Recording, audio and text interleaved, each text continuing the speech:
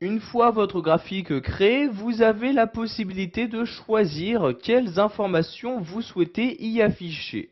Donc pour modifier ces différentes informations à afficher, vous devez tout d'abord sélectionner le graphique en cliquant une fois dessus.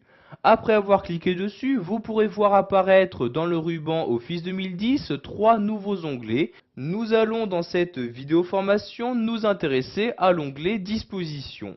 Je clique donc dessus pour faire apparaître toutes les fonctionnalités en rapport avec cet onglet. Donc dans cet onglet, vous avez par exemple la possibilité d'afficher le titre de votre graphique. Donc je clique ici sur titre du graphique.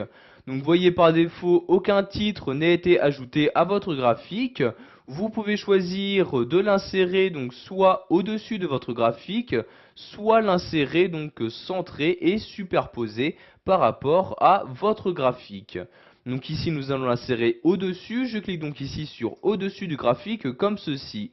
Comme vous pouvez le voir, vous avez automatiquement une nouvelle zone de texte qui s'est insérée au-dessus de votre graphique et vous allez pouvoir donc y mettre à l'intérieur de cette zone de texte le titre que vous souhaitez donner à votre graphique. Donc ici je sélectionne le titre du graphique et je vais mettre par exemple échange. Donc pardon, je réécris ici échange dans l'Europe comme ceci. Donc j'écris ici échange dans l'Europe à l'aide de mon clavier comme ceci. Et voyez, j'ai pu sans aucun problème insérer un titre à mon graphique.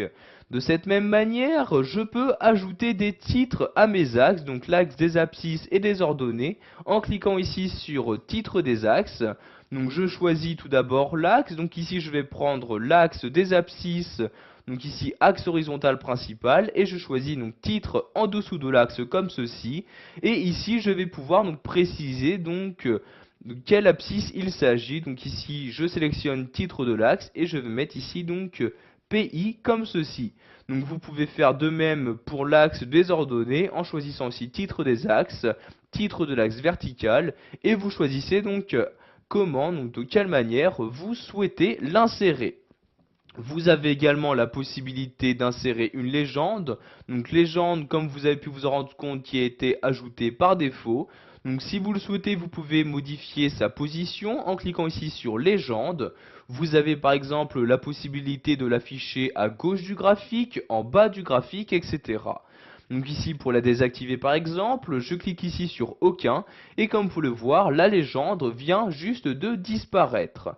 Donc pour un graphique, donc pour améliorer la compréhension d'un graphique, il est mieux d'avoir une légende. Je vais donc la réinsérer en recliquant ici sur légende.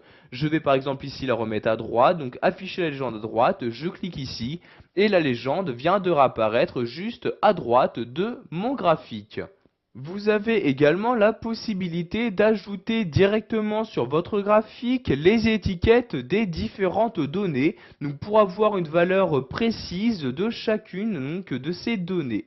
Donc pour ajouter des étiquettes de données sur votre graphique, vous cliquez ici sur étiquette de données et vous cliquez ici sur afficher. Vous avez maintenant ici donc pour chaque cylindre la valeur qui lui correspond.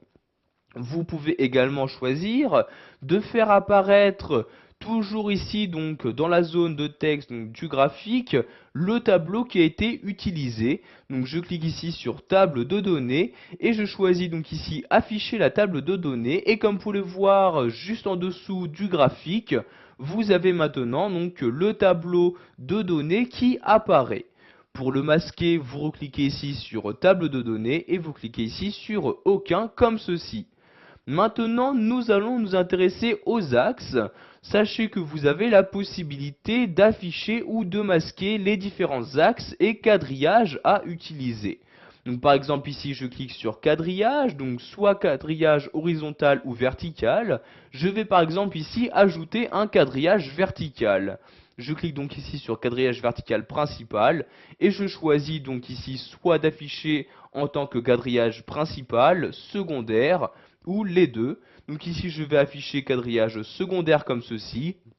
Et vous avez maintenant donc le quadrillage vertical qui apparaît donc directement sur mon graphique.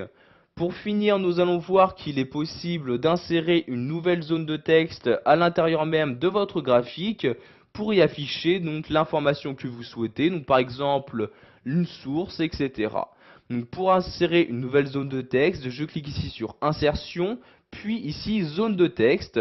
Je n'ai maintenant plus qu'à dessiner ma zone de texte, donc par exemple ici, je clique, je maintiens le clic de ma souris comme ceci, je lâche le clic de ma souris et voyez donc la zone de texte apparaît donc. Je vais par exemple pouvoir écrire ici la source, donc comme ceci, voyez, je peux saisir comme je le souhaite la source de mes données. Voilà, vous savez maintenant comment ajouter des informations sur votre graphique, que ce soit donc en ajoutant un titre à votre graphique, en modifiant sa légende, en insérant une nouvelle zone de texte, etc.